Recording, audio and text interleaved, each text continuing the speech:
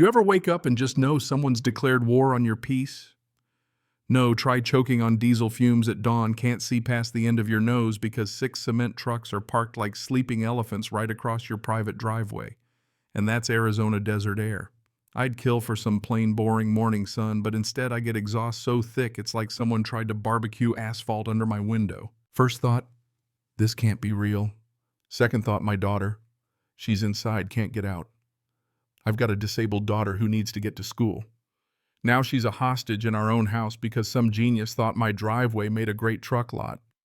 And our sprinkler line, the one I built with my wife Sarah, crushed flat like a soda straw under monster tires. And standing in the middle of this chaos, clipboard in hand, was the HOA treasurer. Picture a smile so fake it should be a warning sign. She says, "Oh, sweetie, relax. Your driveway's community property now." Like she's handing out free lollipops instead of stealing my land. I fired back, "I'm not a pushover even at sunrise. This is private. Get your circus out of here." She smirked, all syrup and poison, and I swear in that moment she had no idea she'd just messed with the one guy who could turn her 30 grand of concrete into a disaster. If you've ever had your family's peace bulldozed by an HOA, you know the feeling. And if you don't pull up a chair because you're about to... My name's Wade Carpenter. Yeah, that's a real name fitting since I install irrigation systems for a living. I'm 48 and out here in the desert, I'm the guy you call when you want grass where only scorpions dare to walk. Water in Arizona is worth more than gold, and I know every trick in the book to keep it flowing. I didn't always do this alone. 2 years ago, my wife Sarah lost her fight with cancer. If you've ever watched savings just vanish, medical bills piling up faster than you can breathe, you know, the kind of emptiness I'm talking about. But I kept the one thing that mattered. The house. The one we built by hand, rose bush by rose bush, 5 acres right on the edge of Sagebrush Estates. Every sprinkler line, hers and mine, laid by hand. Every flower planted together. Now it's me and my daughter Sophia. 6 a.m. every morning you'd find me out there checking the sprinklers. Not because I have to. Just, it's routine. The sound of water hitting metal, the pressure's right, and for a minute something in life works exactly how it's supposed to. Here's the thing. Our lot controls the only road to all the construction sites in this so-called gated community. It's prime territory, and lately I could feel someone circling just waiting for a shot. Enter Gabrielle Walsh, H. OA treasurer owner of her late husband's construction company. She's got the sweetest voice and a heart cold as marble. The kind of woman who'd evict her own mother if the paperwork called for it. Gabrielle had big plans for my lot. Luxury homes, big money, dollar signs in her eyes. It started small. One Tuesday, I step out for my usual sprinkler check and bam, 3 cement trucks sleeping across my garage. No drivers in sight, just engines cooling and metal hissing. The kind of quiet that feels wrong. She pops up, clipboard snake oil grin, and that just temporary song and dance. Morning, Wade. Hope you don't mind just staging some trucks for the community pool. Just a few days. It wasn't a question, and I definitely minded when Sophia couldn't leave for her job. She missed 2 shifts, and her boss at the library called. "Can't your dad manage his schedule?" My van's stuck too. I had to cancel 3 appointments, and that stings because spring is money season for irrigation work. Every day you lose is a day you don't get back. I walked around those trucks, gravel crunching under my boots, checking my sprinkler lines. They weren't just pipes, they were memories. Every Sunday, Sarah and I spent planning out the zones every night, digging, measuring, laughing about our crooked lines. Now 3 main lines crushed, concrete dust already covering Sophia's window. How long, I asked Gabrielle, not that I expected an honest answer. She says, "Oh, just a week at most, honey. Community improvement benefits everyone." With that purse that screams, "Look at me, but trust me, there's plenty in the bank." I got the message this wasn't an accident. Gabrielle Walsh had declared war. On me, my family, my memories. What she didn't know, she'd picked a fight with the wrong guy. I know how pressure works in pipes and in people, and I wasn't about to roll over. Thursday rolls around, and suddenly there's 6 trucks. The sun comes up, and all I see are giant steel walls blocking my view, my way, my life. The hiss of air brakes is my new alarm. The air, thick with diesel. My head's pounding. Sophia can't get her car out. Her Civic is trapped, just another casualty. She misses more shifts. Dad, this is ridiculous. I don't blame her. Every morning I check the sprinklers. Now instead of water, I see PVC split and buckled. Water's bubbling up through the dirt, tiny geysers where there shouldn't be any. If you've ever installed irrigation, you know break a main line, everything suffers. I learned that all over Arizona. I just never thought I'd see my own system trashed by some HOA queen. I track Gabrielle down at her trailer. She's on the phone laughing like life's a joke. I clear my throat. She looks up, smile fixed in place. Wade, honey, what can I do for you? Move the trucks. Today? I try to keep it even. My daughter can't get to work. I'm losing clients. Your guys are wrecking my irrigation. She just pats my shoulder. Oh, sweetie, this is for the community. There's an empty lot you can use. And then she's back to her paperwork like I'm some annoying fly. That word difficult. She used it like a slap. Don't be difficult.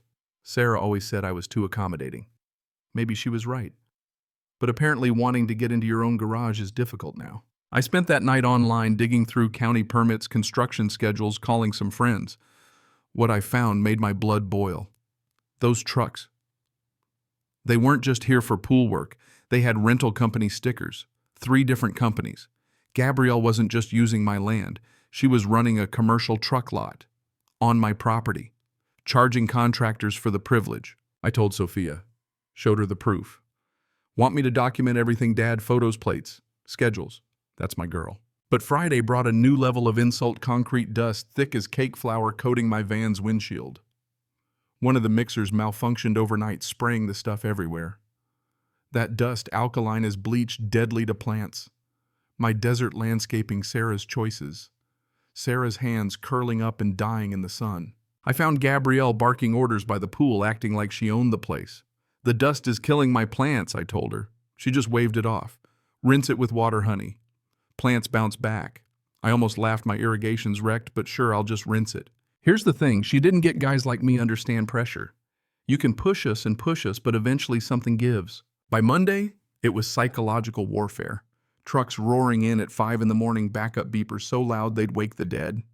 My coffee tasted like concrete dust. The neighborhood started turning against me. Mrs. Cecilia, 2 houses down, complained about the noise. Mr. Rodriguez across the street said disputes were dropping home values. No one blamed Gabrielle. She'd painted herself as the hero. Me, I was the difficult neighbor. Sophia saw through it. It's like middle school. The mean girl turns everyone against you. She wasn't wrong. So I set up cameras. Top grade night vision audio. $800 I didn't have, but worth it. That footage, man. It told the whole story. Trucks arriving at dawn, unloading, rotating out. They weren't just parking. Gabrielle was renting them out. Different companies, different time slots, a whole business on my land. But here's where it gets wild. I checked the county zoning codes. Commercial business on residential land. That's illegal no matter how you spin it. I called the county office. They bounced me around 3-4 times, finally told me to file a complaint online. 6 to 8 weeks. By then, Gabrielle could pave the Grand Canyon. Sophia took over, documented everything. She even interviewed the neighbors, turned it into her school project.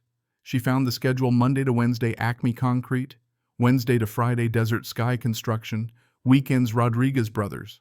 This wasn't random. It was a rental empire. On my lawn. Friday afternoon, I come home to hot tar. Asphalt crew paving a so-called community access road right through Sarah's memorial garden. Roses we planted after the funeral gone in an hour. Who said you could do this? I asked the foreman.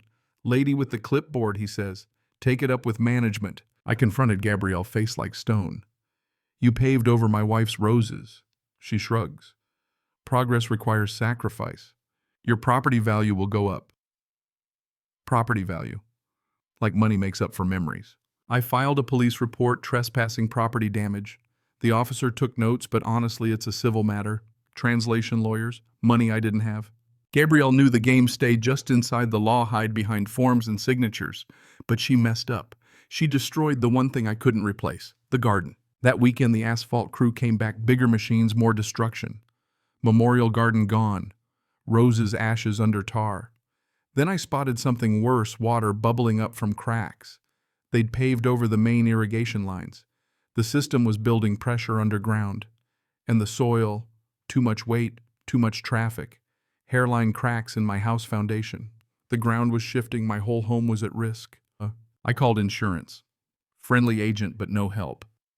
Intentional damage is a legal dispute not covered. I couldn't win. Neighbors blamed me. If you'd just cooperated, Mrs. Cecilia muttered at the mailbox. None of this would be necessary. Necessary like I'd asked for any of it. I started doubting myself. Maybe I was being difficult. Maybe fighting was making it worse.